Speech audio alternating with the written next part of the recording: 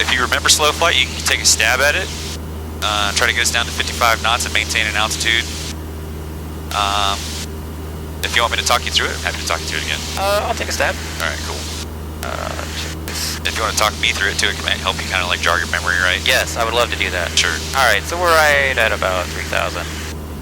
I'm going to take this down to 1,500. Add in 1, 2, and pull back a little bit, maintain the altitude.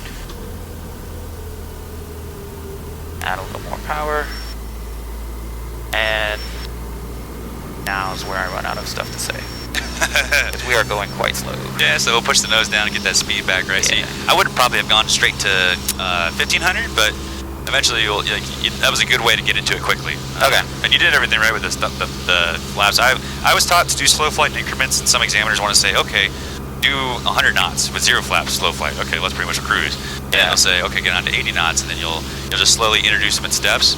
So I like to teach people just go down to like 1,800 first, 1 notch of flaps. As it starts to bleed off some speed with that drag you just introduced, Yeah. and you get below 85 knots, we'll go to 2nd notch of flaps, and at that point, you're probably going to start needing more power to maintain that speed and altitude.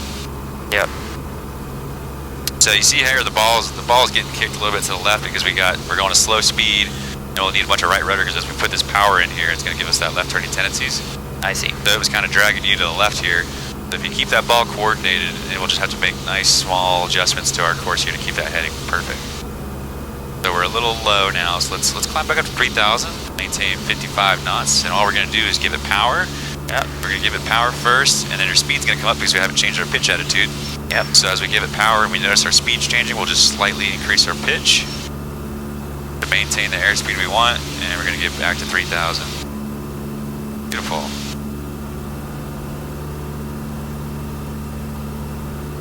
Talking to someone else about this the other day. I'm trying to now relay some real life scenarios, right? So what do you think slow flight's going to come into play in real life? Let's see. You don't know, you can say I Well, don't know. I don't know. I mean, it's the regional reverse command is kind of where you are when you land. Yeah, they're good. Like Exactly. at that, yeah. So, or anywhere maybe you need to, yeah. Remember that power off stall we did too? Yep. It's also for simulating approach to landing. So slow flight's demonstrating to you the control feels, the amount of input you have to give to them, how sloppy and slow the plane feels when you got such little airflow over the control surfaces. Yes. And it's teaching us what we need to do as we're getting to that slow airspeed and how we correct it and what it's going to feel like.